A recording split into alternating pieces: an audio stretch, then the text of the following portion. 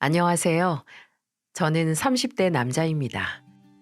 여러분은 이 세상 사람이 아니었다고 생각했던 내가 사랑하는 사람이 다시 나타난다면 어떤 기분이실 것 같나요? 그런 순간이 온다면 어안이 벙벙하고 이게 꿈인지 생시인지 분간도 안 될 것 같고 반신반의하는 기분에 혼란스러울 것 같겠죠. 저는 그 사람이 죽었다고 믿었던 어린 시절로 돌아간 것만 같았습니다. 어린 시절 가만히 생각만 해봐도 솔직히 숨이 턱하니 막혀오고 갑갑해오는 그런 기억들밖에 생각이 안 나네요. 제 어린 시절을 잿빛으로 만든 원인은 다름 아닌 아버지였죠. 그 당시 아버지는 어린 제 눈으로 봐도 한심하기 그지없고 두렵고 무서울 만큼 증오했던 그런 존재였습니다. 저는 다른 애들 아버지들도 하루 종일 집에만 있는 줄 알았어요. 왜 아버지가 일을 하고 어머니께서 가정을 돌보는 가족이 일반적이잖아요. 근데 저희 집은 아니었어요. 어머니가 나가서 일을 하셔야 했고 또 어머니는 집에 오셔도 할머니를 도와 집안일을 하셔야 했습니다. 아버지는 집에서 하는 일이라곤 잠을 자거나 아니면 술을 마시거나 또 아니면 집안 가족들을 불편하게 하는 짓을 하는 그런 행동뿐이었어요.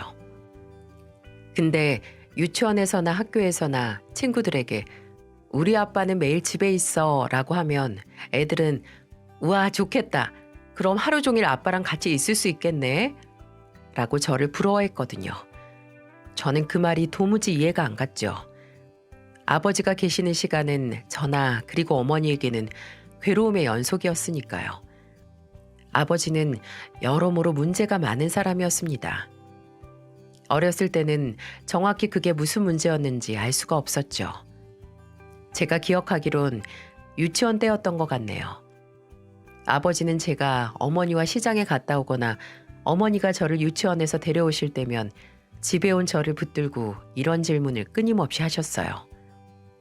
창수야, 오늘 네 엄마 누구랑 만났니? 엄마랑 어디 들렀다고 왔어? 어린 제게 그 질문은 영문을 모를 소리였지만 저는 아무 생각 없이 그냥 오늘 오다가 두부가게에 들렸다, 슈퍼에 들렀다가 오다가 놀이터가 보여서 미끄럼틀이랑 그네 타다 왔다. 뭐 이런 말만 했죠. 그럼 아버지는 눈을 가느다랗게 뜨고 또 두부가게 아저씨가 있든 아줌마가 있든 그 가게 아저씨랑 네 엄마랑 친해 보였어? 둘이 무슨 말하든? 너 놀이터에서 놀 때 네 엄마는 뭐 했어? 거기서 누구랑 만나진 않았어? 라고 물었어요. 그때는 몰랐지만 조금 더 컸을 때는 아버지가 지독한 의처증이라는 걸 알 수 있었습니다. 이 여편네는 왜 주인이 남자인 가게만 골라서 다니는 거야? 당신 뭐 있어서 가는 거지? 그렇지? 거기 물건 하나라도 더 팔아주면 당신 예쁘게 봐줄까 봐 가는 거 아니냐고. 말이 좀 되는 소리를 해. 말이 되는. 그런 회개한 생각할 시간에 나가서 돈을 벌어오든 당신이 마신 빈 술병들 치우기나 해. 하루 종일 쎄 빠지게 남의 건물 청소하고 들어온 사람 붙들고 헛소리하지 말고. 어머니가 억지스러운 아버지의 의심과 불필요한 싸움에 질려 뒤돌면 아버지는 어머니의 머리채를 잡고 바닥으로 내팽겨치셨어요. 큰 소리에 놀라 잠에서 깬 제가 그 광경에 충격을 먹고 그 자리에서 오줌을 싼 적도 있었고 또 한 번은 아버지가 어머니를 발로 차기까지 해서 할머니에게 달려가서 울면서 빌었죠. 할머니, 할머니, 아빠가 엄마 때려요. 근데 손자가 울면서 엄마 좀 제발 살려달라는 말에 할머니는 성가시다는 듯 고개를 흔들면서 뭐라 했는지 아시나요? 그래서 이 힘없는 할미 보고 네 애빌 말리라고? 일 없다. 그리고 네 엄마가 뭔가 잘못을 했으니까 맞는 거야. 너도 네 아버지한테 맞기 싫으면 말 잘 들어. 알았어? 그래서 이미 초등학교에 입학하기 전부터 은연중에 알고 있었던 것 같습니다. 이 집에 나와 우리 엄마의 편은 없다고 말이죠. 아버지란 인간이 어머니를 패다가 패는 게 힘들었는지 지쳐 잠이 들면 저는 쓰러지듯 누운 어머니 곁으로 다가가 부어오르고 터진 어머니의 얼굴을 차마 만지지도 못하고 곁에 꼭 붙어서 운 기억이 납니다. 그럼 어머니는 가만히 팔로 저를 감싸 안아주시며 우리는 함께 잠들었죠. 아버지가 술을 마신 날에는 상태가 더 안 좋았기에 어머니는 그런 날이면 초저녁 일찍 저를 데리고 동네를 도셨어요. 그때는 우리 아들이랑 데이트나 할까? 하고 제 손을 잡고 나가셨지만 제가 더 큰 다음에는 아마 어머니께서는 아버지가 술을 마셔서 나에게까지 손을 들까 겁이 나 집에 안 들어갈 핑계를 대신 거라고 생각을 했어요. 그런 날에는 어머니와 동네를 3바퀴, 4바퀴 돌며 돌아다녔습니다. 그러다가 제가 잘 시간이 돼서 점점 걷는 속도가 느려지거나 고개가 한 번씩 꾸벅거려지면 어머니는 저를 업고 몇 번 더 동네를 산책하셨어요. 저는 그때 어머니에게 업혀서 내 가슴으로 느껴지는 어머니 온기가 사랑이라는 걸 그 어린 나이에도 알 수 있었어요. 어린 시절 어머니와의 기억은 모두 그랬습니다. 거창하게 함께 해외여행에 가거나 놀이동산에 가고 맛있는 거 먹으러 다닌 기억은 없지만 어머니가 저를 무릎에 누이시고 귀를 파주다가 제가 간지럽다고 움직이면 한 번씩 콧잔등을 툭툭 건들면서 가만히 라고 하시거나 또 다리 사이에 앉히시고 손톱 발톱을 깎아주시며 손가락은 딱 엄마 손이랑 닮았다라고 기분 좋게 말씀하시는 목소리를 듣는 그런 기억들이었어요. 어머니와 저는 서로에게 살아갈 희망이자 힘이 되었지만 그 힘도 오래가지 못했어요. 제가 9살 때 어머니는 아버지와의 싸움 속에서 처음으로 이혼이라는 단어를 내뱉으셨습니다. 나 더 이상 집에서 돈 벌어오는 가축 취급당하면서 못 살아. 차라리 갈라서 자, 갈라서. 야, 너 똑바로 얘기해봐. 너 남자 있는 거 맞지? 그렇지? 그러니까 이렇게 바로 이혼하자는 소리가 쉽게 나오는 거 아니야? 그 남자랑 새 살림 차릴 생각에 미쳐서. 작작 좀 해라 인간아. 쉽게? 나 너 같은 인간이랑 10년 가까이 살았어. 이 정도면 어렵게 결정한 일이지. 내가 등신이라서 그나마 너랑 이렇게 얼굴 보고 오래 산 거야. 다른 여자들 같았으면 절대 안 참아. 같이 살 남자가 없고 나가서 살 집이 없어도 너 같은 거랑 못 살겠으니까 갈라서 자고 제발. 어머니는 아버지에게 이혼을 요구하셨고 아버지는 어디 이혼해서 혼자 살아보라고 했지만 어처구니가 없는 건 어머니가 창수는 내가 키운다라고 하자 갑자기 입에 개거품을 물면서 네가 뭔데 내 아들 데리고 나가 산다는 거냐 이러면서 발악을 했다는 겁니다. 참 어이가 없었죠. 이제 와서 내 아들? 단 한 번을 놀아주지 않고 내게 동화책 하나도 읽어준 적 없는 인간이 본인이 직접 번 돈으로 저를 먹여 살린 적도 없는 인간이 무슨 내 아들인가요? 이제와 생각해보면 어머니를 붙잡아 두기 위한 뻔하고 비열한 수작이었던 거죠. 심지어 할머니까지 합세를 해서 이혼한 여자가 무슨 수로 애를 먹여 키우고 입힐 거야. 너 창수 데려갈 생각이면 아예 이혼은 꿈도 꾸지 마라. 알아들어? 라고 하셨어요. 그 시절의 기억이 모두 나는 저는 제가 그때부터 엄마가 나를 버리고 이혼을 택할 수도 있겠다라는 불안감에 휩싸여 살았습니다. 그래서 그런지 어머니는 이혼을 포기한 것처럼 보였고요. 근데 이혼 이야기가 나오고 나서 아버지와 할머니는 어머니를 더 지독하게 못 살게 했어요. 어린 제 눈에도 보일 정도로 심하게 말이죠. 아마 네 새끼랑 헤어지는 거 무서워서 이혼도 못할 건데 뭐하러 인간 대접을 해주냐라는 식으로 생각했던 게 아니었나 싶네요. 그러니 어머니께서 끝내 그런 결정을 하셨던 게 지금 생각해보면 이해가 가고 이상하지 않을 일이었으니까요. 지금도 기억이 납니다.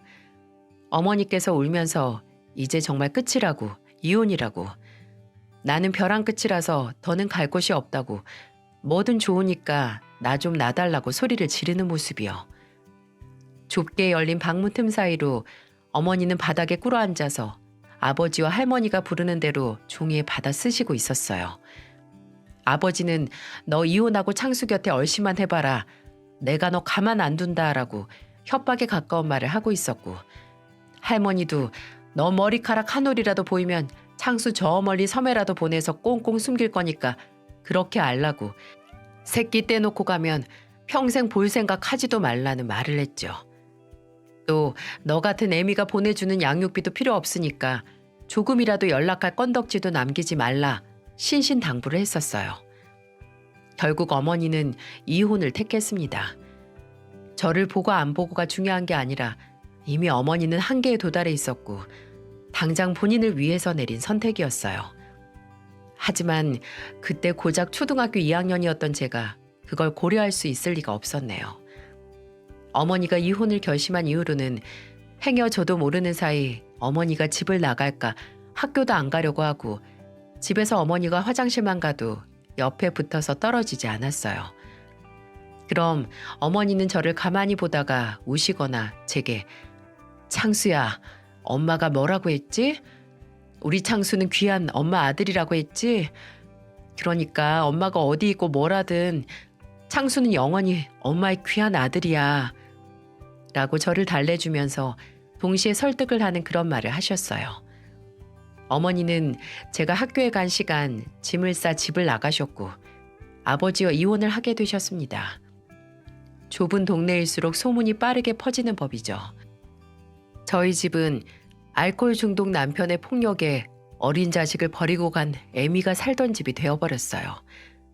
애들 앞에서는 찬물도 못 마신다는데 친구들은 집에서 도대체 무슨 얘기를 부모를 통해 들은 건지 제게 네 엄마 진짜 도망갔냐? 네 아빠 진짜 알코올 중독자냐? 그럼 너 고하냐고? 왜 네 엄마는 널 버리고 간 거냐? 라는 잔혹한 말들을 쏟아냈어요. 그럴 때마다 저는 울면서 집으로 돌아갔었고 늘 그렇듯 그 시간까지 집에서 퍼질러 자던 아버지를 깨워서 물었어요. 우리 엄마 어디 갔냐고. 엄마랑 함께 살고 싶다고 말이죠. 그리고 제가 꺼이꺼이 울면서 어머니께 데려다 달라 하면 아버지는 제게 닥치는 대로 뭐든 집어던지셨어요. 듣기 싫다고요. 이럴 거면 왜 본인이 데리고 산다고 한 건지. 저도 시간이 많이 흐른 지금 하나의 아버지지만 세상에 정말 부모 자격 검사가 필요한 것 같습니다. 그러다 제가 11살이 되던 해 아버지께서 술이 거나하게 취한 채로 그러셨어요. 네 엄마 죽었다고. 네 외할머니한테 연락이 왔다고 말입니다. 저는 아버지의 옷자락을 붙들고 그럴 리 없다며 현실을 부정했지만 아버지는 도리어 제 손을 쳐내면서 말했어요. 네가 네 애미 잘 붙들고 살았으면 이런 일도 없었어. 그러게 왜 끝까지 못 잡았냐? 아빠, 나 엄마한테 데려다 줘요. 우리 엄마 장례식에 데려다 달란 말이에요. 야, 아서라 아서. 이미 며칠 전에 끝난 네 엄마 장례식 지금 갔다가 생판 모르는 인간들 장례식 구경만 하고 오지. 네 외할머니란 사람이 지 딸 장례식에 나나 너 오는 거 싫어서 늦게 말했나 보다. 교통사고로 세상을 떠났다는 우리 어머니. 그래도 언젠가 만날 수 있을 거라고. 아버지와 할머니한테서 벗어나면 꼭 어머니와 단둘이 살 거라고 다짐하고 그날만을 믿고 버텼던 지난 2년간의 시간이 돌아가신 어머니와 함께 세상에서 증발해버렸어요. 2년 동안 어머니를 원망하지 않았던 건 아니었어요. 나 하나 돌봐주지 않는 이런 집구석에 나를 두고 갔다 하면서 울면서 잠드는 날을 두 손 두 발 다 써도 모자랄 만큼 많았어요. 그리고 그게 행여 내가 어머니를 원망했던 마음 때문에 어머니가 벌을 받은 건 아닌지 불안하고 죄송스러워서 울다 잠드는 날로 바뀌었고요. 눈물을 흘리고 어머니를 그리워하는 만큼 아버지에 대한 증오는 커져갔습니다. 아버지가 어머니를 고생시키지 않았다면 이혼했을 일도 없었고 어머니께서 그렇게 허무하게 가실 일도 없었을 테니까요. 그리고 그런 아버지에 대한 분노는 중학교 올라가면서 터지고 말았죠. 중학교 올라가면서부터 저는 이미 키가 177이었어요. 그러니 키가 170 초반이었던 아버지는 제게 쉽게 손을 들지 못하셨죠. 하지만 제 안에 있던 분노와 원망은 쉽게 사라지지 않았습니다. 어디든 풀고 싶어서 질 나쁜 애들과 어울려서 담배를 배웠고 술을 배웠고 또 싸움을 하며 에너지를 방출했어요. 정말 웃긴 게 제 비행이 시작되자 아버지가 제게 처음으로 애비 노릇을 하려고 했던 겁니다. 제 방에서 담배곽이 나오면 너 이거 어떻게 된 거냐고, 어린 놈이 무슨 담배냐 잔소리를 하고, 또 싸움을 하고 얼굴에 상처들을 붙이고 들어오면 어디서 그런 거냐고 따져 묻는 겁니다. 그럼 저는 그때 아버지 눈앞에서 피식 웃으며 대답했죠. 내가 뭘 보고 배워서 이러겠어요? 다 아버지 닮아서 이러고 다니는 거겠죠? 그 아빠의 그 아들 맞죠? 그 말을 들은 아버지 얼굴은 처음으로 우리 엄마를 때리고 날 때리던 괴물의 얼굴에서 인간적인 얼굴을 찾은 것 같았죠. 그 후에도 제 비행은 끝나지 않았습니다. 제가 밖에서 질 나쁜 친구들과 돌아다녔던 건 단순히 제 화를 분출하려고 했던 것만은 아니었어요. 그냥 그 집에 있기가 싫어서 밤늦게까지 밖을 배회하다가 그런 애들을 만난 거죠. 지금 이렇게 말하는 것도 떳떳하지 못하고 정말 부끄럽습니다. 철이 없었던 시절이라고 해도 그때 제가 저지른 잘못들은 용서받을 수 없을 거고, 제가 평생 가슴의 죄책감으로 등에 짊어진 십자가로 가지고 가야 할 기억이겠죠. 그중 하나가 약한 아이들의 돈을 뺏고 가게에서 물건을 훔쳤던 기억인데, 그때 학교 선생님께 걸리거나 경찰서에 가면 전 늘 이 말을 했었어요. 저희 아버지가 10년이 넘게 돈을 안 벌어와서 저희 집에 돈이 없어요.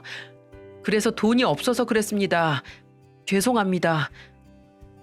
어디서 가져오는 건진 모르겠지만 제 학비는 어떻게든 구해도 생활비를 벌지 못해 제게 용돈 한번 쥐어주지 않았던 만천하의 아버지를 고발한 거죠. 그리고 아버지가 학교나 경찰서에 불려와서 선생님들과 경찰분들 얘기를 들은 아버지의 표정이 가관이었죠. 제 계속되는 비행에 처음에는 윽박을 지르고 욕을 하고 다시 한번 폭력을 가하려던 아버지가 나중에는 본인이 뭘 어떻게 하면 네가 그만둘 거냐고 애원을 하더군요. 창수야, 내가 너나 떠난 네 엄마한테 잘못을 한 건 안다. 알어. 근데 너 언제까지 이럴 거냐? 대체 언제까지 이렇게 막 나갈 거야? 나 좀 제발 살려주라. 어? 아버지는 엄마가 내가 제발 그만 때리라고 했을 때 그만뒀었어요? 상관 마세요. 언제부터나 아들 취급했다고 이제 와서 부모 행세해요? 적응 안 되니까 제발 내 인생에서 신경 끄시라고요. 지금 와서 생각을 해도 참 자기 파괴적인 복수였습니다. 제가 망가지고 사고를 치면서 아버지에게 복수를 한 거죠. 지금도 그때가 후회되긴 하지만 그래도 아버지가 정신을 차리긴 했네요. 아마 그맘때쯤 할머니께서 돌아가셔서 더 그랬을 겁니다. 뭔가를 느낀 건지 아니면 아버지께서도 나이 들어서 이렇게 살면 안 되겠다 철이 든 건지 모르겠지만 어느 순간 집안에 질비하던 빈 술병이 자취를 감추더니 나가서 일을 시작하셨어요. 일용직 사무실에 나가신 건지 노가다 일을 뛰며 생전 처음으로 생활비를 벌어오셨죠. 월급날에는 신발장 위에 나름 용돈이라고 제게 몇만 원을 두고 가셨는데 거기 옆에 전단지를 쭉 뜯어서 쓴 메모가 함께 놓여 있었습니다. 남의 돈 뺏지 말고 아버지 돈 뺏어다 쓰라고요. 그렇게 고등학교에 올라가면서부터 제 비행도 서서히 끝났습니다. 딱히 아버지와의 앙금이 풀어져서 그런 건 아니고 가정에 이런저런 문제가 있는 분들은 아실 겁니다. 그런 문제는 해결이나 대화로 풀지 않으면 그저 무뎌지더라고요. 그게 내 인생의 일부분이라는 걸 받아들이게 되는 거죠. 아버지에게 고통을 주려고 이렇게 살아봤자 어차피 손해보는 건 나라는 생각이 들었고 늦게나마 다시 착실히 학교에 다니며 아버지로 인해 제 학창 시절까지 잿빛으로 만들고 싶지 않았어요. 이미 어린 시절이 그 인간으로 인해 잿빛이었으니까요. 하지만 고등학교 때 늦게 연필을 쥐고 교과서를 들이파도 대학에 갈 성적은 안 나오더군요.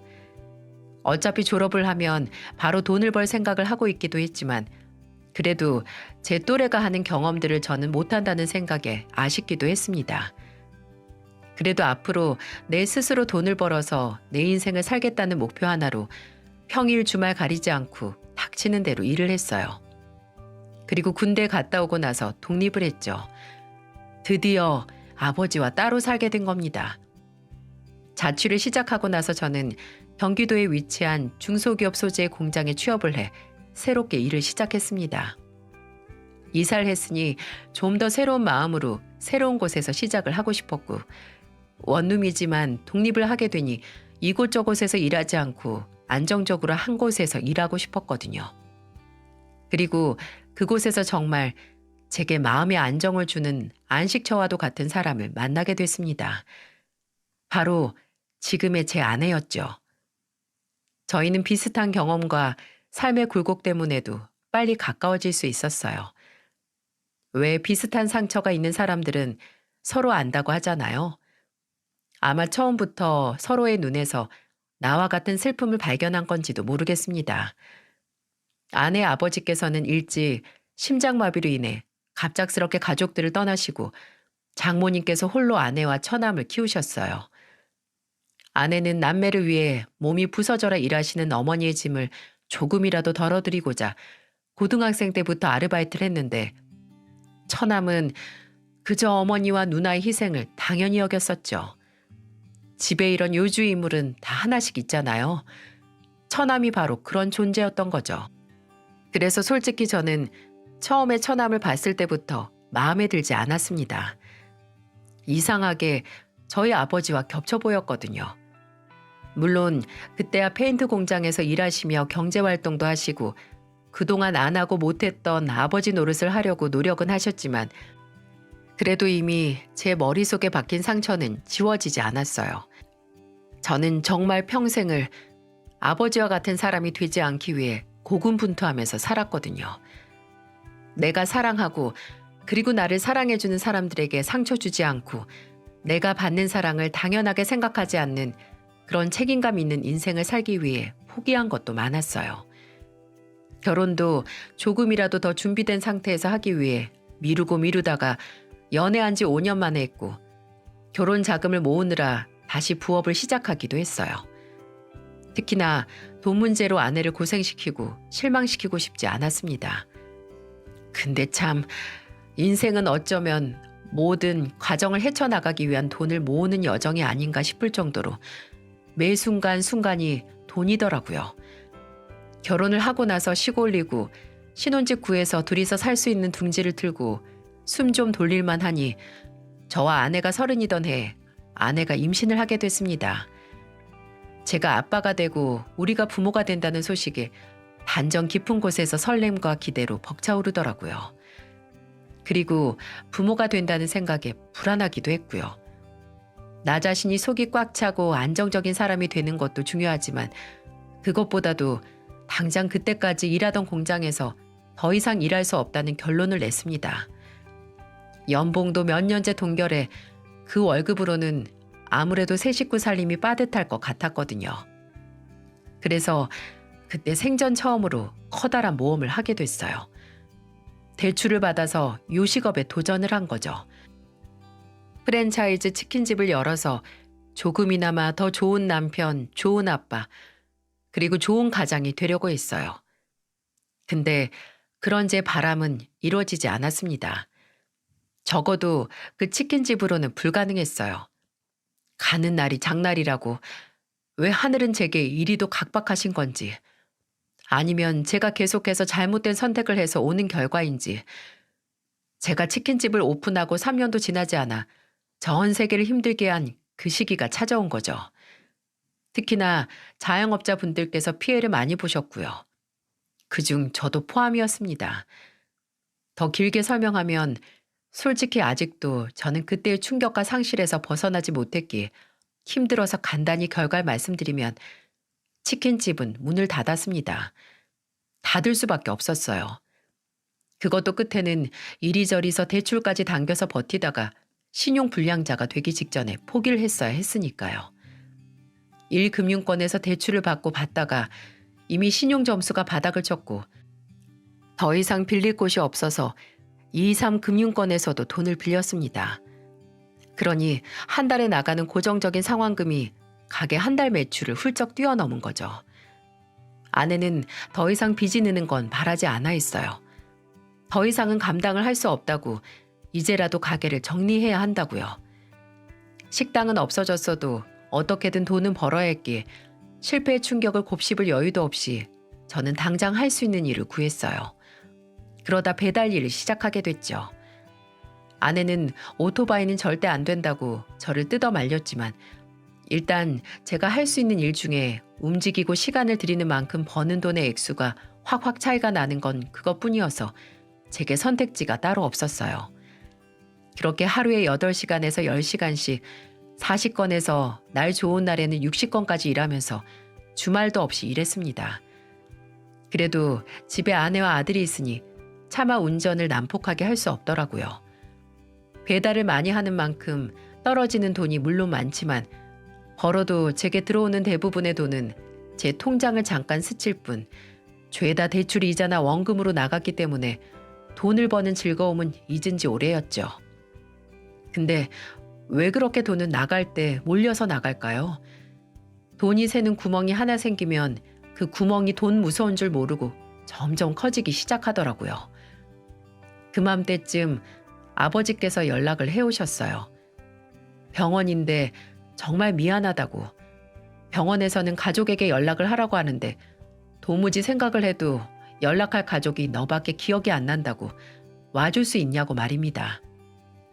아버지와는 제가 학생 때보다 사이가 좀 나아지긴 했지만 그래도 살갑고 반가운 관계는 아니었거든요.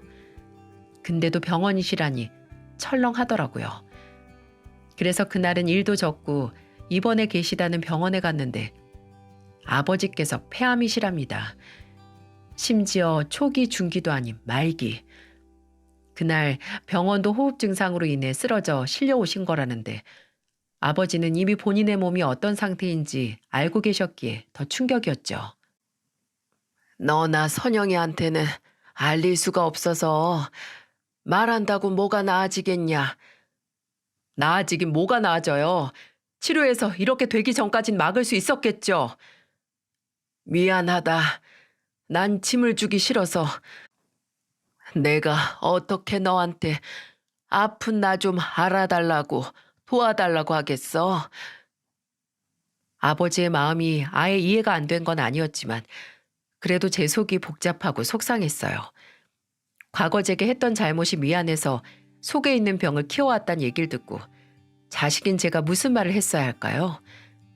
일단 따지기 전에 뭐든 할 수 있는 조치를 해야겠다고 생각을 했고 아내와 상의 끝에 아버지를 암 환자 전문 호스피스에 보내게 됐습니다. 첫날 입원 수속을 마친 아버지는 본인이 마지막까지 있을 침대에 앉아 말씀하셨어요. 장수야, 내가 정말 너한테 미안하다고 수천 번 말해도 모자른 거 안다. 그리고 고맙다고 몇 번을 해도 모자랄 거야. 못난 애비 모른 척 지나가면 그만인데 끝까지 버리지 않고 안 그래도 너 요새 힘들어서 그 오토바이 운전까지 한다는데 뭐하러 지금 그런 소리를 하세요. 하지 마세요. 그냥 지금은 아버지 몸 나아지는 거 그것만 생각하세요. 그래, 고맙다. 아휴, 네 엄마도 지금 너 보면 참 아니다. 지금 와서 뭐 하겠냐.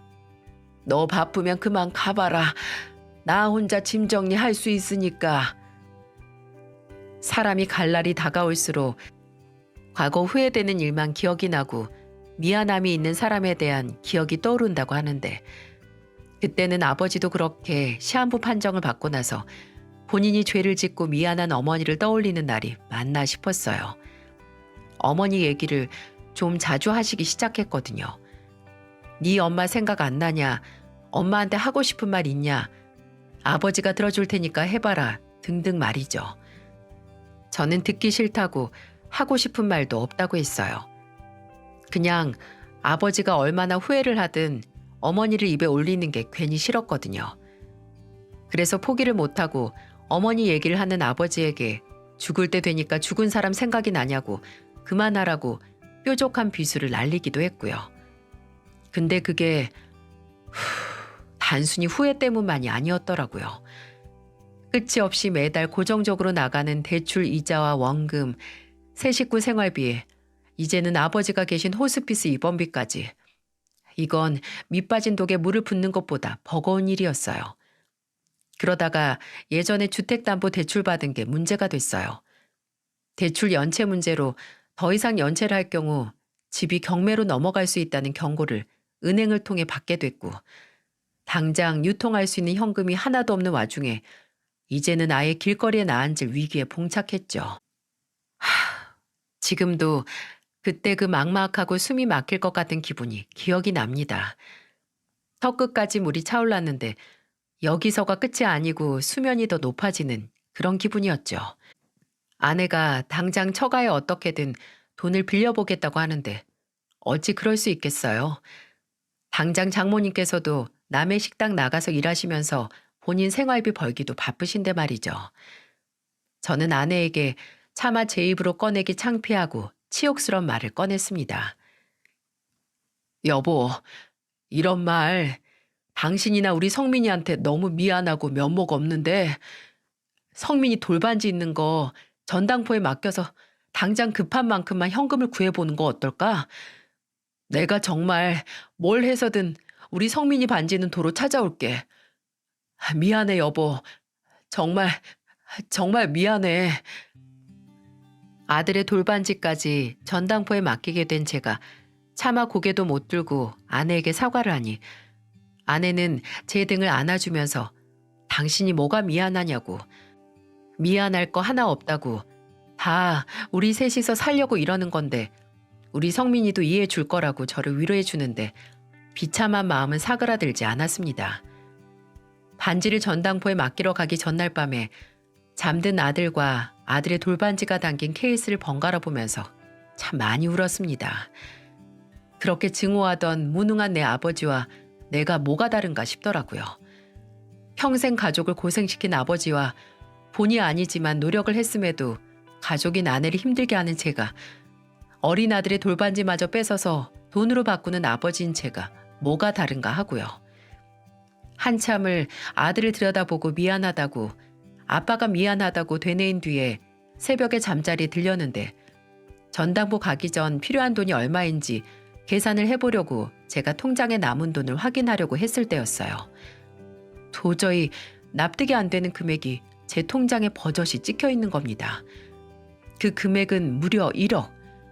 제가 제 통장에 남은 돈의 액수로 어렴풋이 기억하고 있는 돈을 제외하고 무려 1억이란 돈이 제 통장에 찍혀 있었어요. 저는 제가 아들의 돌반지를 도저히 전당포에 맡길 용기가 없어서 꿈을 꾸는 줄 알았습니다. 제가 원하는 신기루를 본다고요. 근데 몇 번을 휴대폰 은행 어플을 껐다 켜고 제 눈을 비벼도 그 금액은 달라지지 않았어요. 그리고 그 어마어마한 액수에 놀라서 미처 확인하지 못한 발신자 이름에서 1억보다 더 놀라운 글자가 찍혀 있다는 걸 발견할 수 있었습니다. 김정혜. 그 이름을 제가 어떻게 잊을 수가 있을까요? 나중에 제가 늙어서 치매에 걸리더라도 계속해서 되뇌일 그런 이름이었어요. 바로 저희 친어머니의 성함이었거든요. 이건 귀신을 본 느낌과 비슷할 거예요. 이미 30년 전에 돌아가신 어머니께서 어떻게 제게 돈을 보내실 수 있겠어요? 근데 무슨 질 나쁜 장난을 누군가가 1억이란 돈까지 써가면서 하는 게 아니라면 정말 저희 어머니께서 보냈다고밖에 생각할 수 없었죠. 저는 일단 아버지께 전화를 했습니다. 모든 아버지는 이 배우를 알고 있을 법한 단 한 사람이었으니까요. 모두가 잠든 새벽, 아버지는 잔뜩 잠긴 목소리로 전화를 받으셨어요. 여보세요. 장수냐? 갑자기 무슨, 지금 몇 시길래? 아버지, 괜히 거짓말할 생각하지 말고 똑똑히 말씀해 주세요. 혹시 아버지가 저한테 어머니 이름으로 돈 보내셨어요? 아니면 아버지 주변 사람들 중에 어머니 이름으로 저한테 돈 보낼 사람 없죠? 없겠죠? 그럼 지금 이거 미친 소리인 거 아는데 혹시 어머니가 저한테 돈 보낸 거예요? 아버지는 아무 말씀을 안 하셨습니다. 아니, 못하셨겠죠. 그 침묵은 무언의 긍정과도 같았어요. 저는 아버지가 뭐든 알고 있다는 걸 확신했고 내일 아침 일찍 찾아뵈러 가겠다고 하고 전화를 끊었어요. 그리고 나서 저는 밤에 한숨도 못 잤어요. 아무 생각도 못하고 5분에 한 번씩 휴대폰 화면에 찍힌 어머니의 이름 3글자를 확인했죠. 그리고 아침이 돼서 저는 바로 아버지를 찾아갔습니다. 아버지도 저와 같이 한숨을 못 주무셨는지 눈이 퀭하고 이미 일어나 앉아서 저를 기다리고 계시더군요. 저는 더 이상의 시간 낭비를 할 수 없다는 생각에 아버지께 바로 본론을 꺼냈습니다. 제 통장으로 1억이 들어와 있었어요. 1억이. 근데 이걸 송금한 사람 이름이 어머니 이름으로 찍혀 있더라고요. 이거 아버진 뭔가 아시죠? 아시면 답답하게 입 다물고 계시지 말고 제발 좀 말해주세요. 저 답답하게 하고 속상하게 한 거 이때까지 한 것도 부족하면 계속 그렇게 아무 말도 하지 말고 계시던가요. 제 말에 아버지는 끝내 침대 위에 엎드려 누워서 오열을 하셨어요. 이미 쉰 목소리로 쌕쌕 바람 빠진 소리를 내면서 우셨습니다. 그리고 말씀하셨어요. 미안하다, 창수야. 내가 미안해. 내가 너한테 지금까지 숨겨온 게 지은 죄가 내가 그래서 지금 이렇게 벌을 받나 보다.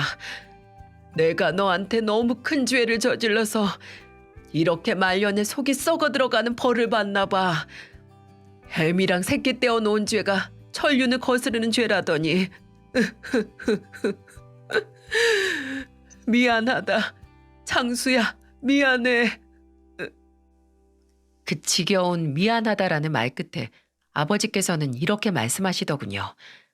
사실 네 엄마가 살아있다고. 20여 년 전에 교통사고로 떠나지 않았다고요. 아니, 이게 다 무슨 말인가요? 정말 제 아버지가 아니고 아픈 사람만 아니었다면 당장 멱살을 붙들고 탈탈 털어가며 물었을 겁니다. 지금 무슨 헛소리를 하는 거냐고요. 차마 그러지 못하고 덩달아 쉰 목소리로 대체 그게 무슨 소리냐고 알아들을 수 있게 말하라고 물었고 아버지는 아까보다 진정된 상태에서 이어 말씀을 하셨습니다. 네 엄마, 네가 초등학교 졸업하기 전부터 연락을 꾸준히 해왔다. 네가 보고 싶다고 제발 한 번만 보여달라고. 그때는 나도 네 엄마한테 화가 나 있었고 네 할머니도 있고 절대 안 된다고 했어. 근데 너는 매일 울면서 잠들고 네 엄마 어디서 사는지 데려다 달라고 하는데 차라리 세상에 없는 사람이라면 덜 만나고 싶어하고 덜 그리워할까 생각해서 그렇게 말한 거다. 교통사고로 죽었다고. 네 엄마가 너 중학생 되고 나서 다시 연락을 해왔는데 그때는 네 상태가 도저히 내가 예전에 했던 말이 거짓말이라고 할 수 없었잖아.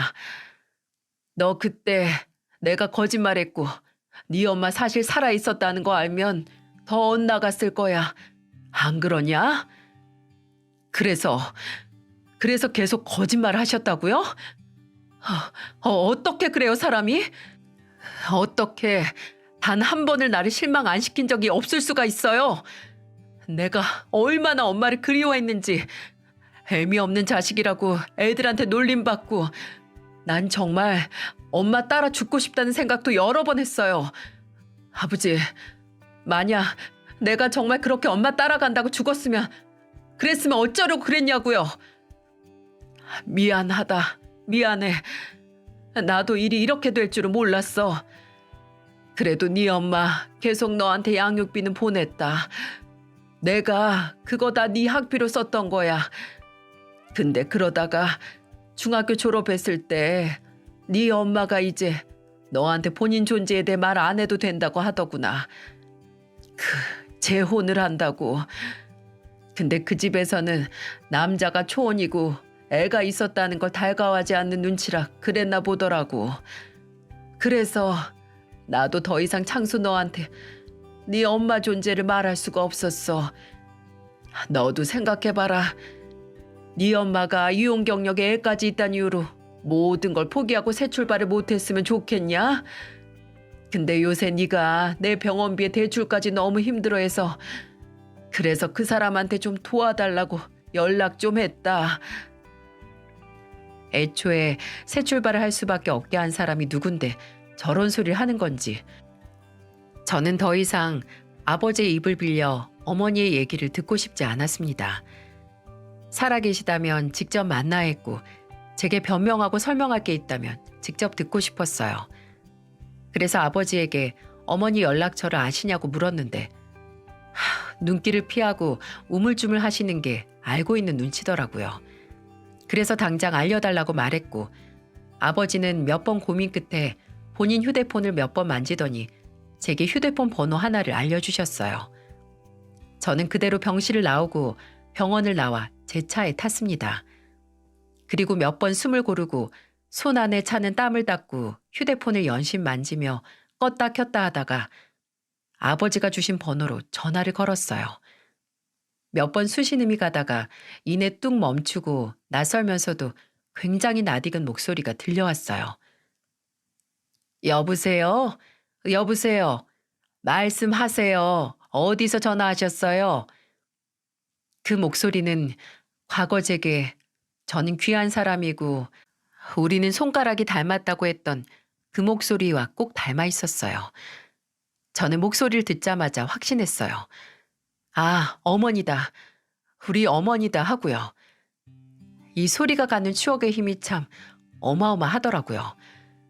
저는 목이 메어서 입을 못 대고 있다가 뭐야? 하고 막 전화를 끊으려고 하는 그 음성에 다급히 입을 열어서 말했습니다. 여보세요? 저예요. 누가 혀를 훔쳐간 건지 머저리처럼 제 이름을 말 못하고 있는데 그때 수화기 넘어 먼저 제 이름을 부르는 소리가 들렸습니다. 너 혹시 창수니? 너 창수야? 그때부터는 아무 말도 못하고 울었습니다. 잔뜩 억눌린 목소리로 숨이 넘어갈 것처럼 울었어요. 그랬더니 어머니께서는 잠시 아무 말도 안 하시다가 창수야, 잠깐 기다려라. 엄마가 10분, 아니 5분 뒤에 다시 전화할게. 라고 하며 끊으셨어요. 어머니는 정확히 3분 뒤에 다시 전화를 하셨지만 저는 그때 아주 잠깐 다시 어머니가 버려진 기분을 느낄 뻔했습니다. 어머니는 제게 전화를 하시고 몇 분을 아무 말도 못 하셨고 저도 한참 어머니의 숨소리만 듣고 있었어요. 번호는 어떻게 알았니? 아, 네 아버지가 알려주든? 아휴, 네 아버지 입원했단 얘긴 들었어. 근데 너는 혹시 무슨 일 있니? 무슨 일 있어서 전화한 거야? 제가 아픈지 궁금은 하세요? 제가 아픈지 궁금하고 어떻게 지내는지 궁금하시면 왜 먼저 연락 안 하셨어요? 아직도 아버지가 무서우세요? 돌아가신 할머니가 저 섬에다 가두고 엄마랑 못 만나게 할까봐 그래서 안 하셨어요? 창수야, 엄마는 오래 만나달라고 안 할게요. 그냥 지금 엄마 모습이 어떤지 너무 궁금해서 그래요. 저는 이제 엄마 예전 모습도 잘 기억 안 나고 목소리도 잊을 뻔했어요. 그러니까 제발 딱 5분이라도 좋으니까 저한테 얼굴 보여주시면 안 돼요? 저 좀 만나주시면 안 돼요? 어머니는 몇 초간의 침묵으로 저를 고문하셨어요. 하지만 이내 그래, 그럼 이번 주 주말에 시간 정해서 만나자. 엄마도 창수 보고 싶어 라고 말씀해 주셨죠. 그 전화를 한 게 수요일이었는데 남은 목금토를 어떻게 보냈는지 모르겠네요. 제게서 얘기를 전해들은 아내는 행여 제가 정신이라도 팔았다가 사고가 날까 걱정된다고 일도 못 나가게 할 정도였죠. 그리고 어머니와 약속을 했던 일요일, 제가 어머니가 사시는 동네에 간다고 했었지만 어머니께서는 굳이 제가 사는 곳에서 가까운 곳으로 오신다고 하셨어요. 약속된 시간보다 20분이나 일찍 도착해서 카페에 혼자 덩그러니 앉아 어머니를 기다리는데 어머니께서는 약속 시간보다 10분 정도 일찍 나오셨더라고요. 그렇게 오랜 시간이 지났어도 저는 알 수 있었어요. 저 멀리 카페 안으로 들어오는 분이 저희 어머니라는 걸. 귀신도 아니고 환영도 아니고 정말 그동안 같은 서울에서 같은 공기를 마시며 살고 있으셨던 우리 어머니라는 걸 말이죠. 저는 자리에서 일어나 천천히 저를 발견해서 다가오시는 어머니를 향해 다가갔습니다. 그러다가 다리에 힘이 풀려서 볼썽사납게 주저앉았어요. 근데 제가 주저앉으니 마치 오래전 어머니를 향해 달려가다가 넘어졌을 때 제게 와서 괜찮은지 안 다쳤는지 봐주시던 때처럼 어머닌 제 이름을 부르며 빠른 걸음으로 다가오셨어요. 창수야, 괜찮니? 아유, 갑자기 왜 넘어져, 왜? 이리 봐. 저는 그 순간 저를 9살짜리 어린아이로 만드는 어머니의 목소리에 눈물을 흘렸습니다. 제가 정말 많은 거 바란 게 없었어요. 그냥 어렸을 때부터 그 지옥 같은 집구석이라도 어머니와 함께라면 다 괜찮았거든요. 어디든 어머니만 있다면 이겨낼 수 있었기에 그냥 어머니만 저를 떠나지 않길 바랐어요. 저는 본인보다 더 큰 제 어깨를 감싸 안고 일으켜 세우려는 어머니의 손을 잡고 말했습니다. 괜찮아요. 이제 괜찮아요. 어머니와 마주 앉아서 한동안 무슨 말을 꺼낼 수가 없더라고요. 아니, 분명 하고 싶은 거 묻고 싶은 게 수천 가지인데 왜 입 밖으로 나오질 않는 건지. 그러다가 가장 신경 쓰이고 죄송하던 이야기를 꺼냈어요. 이렇게 오랜만에 연락한 게 아버지가 제가 돈이 없다고 도와달라고 한 연락이라서 죄송해요. 그런 말 하지 마. 그래도 네 얼굴 봐서 엄마는 너무 좋고 너도 엄마 보고 싶어 했다니 다행이구나 싶은데 보고 싶지 않은 적이 없어요. 그냥 왜 먼저 연락을 안 하셨는지 어머니야말로 내가 안 보고 싶었던 건 아닌지 궁금했어요. 창수야, 이 엄마가 재혼한 건 알고 있지? 근데 그 같이 사는 아저씨가 엄마한테 과거가 있다는 걸 좀 탐탁지 않게 생각했어. 그래서 혹시 엄마한테 함부로 됐어요? 아니, 그건 아니야. 그냥 언급하는 걸 불편해한 거지. 그런 점만 빼면 참 괜찮은 사람이야. 그래서 엄마가 그 사람한테 우리 창수 얘기를 할 수가 없었어. 미안하다, 창수야. 정말 미안해. 엄마가 엄마 살기 급급해서 너한테 큰 상처를 준 것 같아. 제 존재가 어머니 재혼에 확실한 회방이라는 게 씁쓸하긴 했지만 그래도 20년 만에 만난 어머니의 표정이 비교적 좋아 보여서 다행이라는 생각이 들었어요. 대화 도중 어머니께서 제게 보내준 1억이 어머니께서도 여기저기 연락을 해서 만든 돈이라는 걸 알게 됐죠. 저는 죄책감에 어머니 앞에서 고개를 들 수 없었는데 어머니는 그런 제 정수리를 빤히 보시더니 걱정 말라고 엄마가 우리 아들 위해서 못할 일은 없다고 하시며 앞으로 얼마가 됐든 엄마한테 먼저 말하라고 하시더라고요. 그렇게 한창 안부를 주고받다가 저는 불현듯 이렇게 물었습니다. 엄마, 혹시 저랑 결혼한 사람이랑 엄마 손주 만나보실래요? 여기 근처에 주차해서 있는데 엄마 불편하시면 그냥 안 부르고요.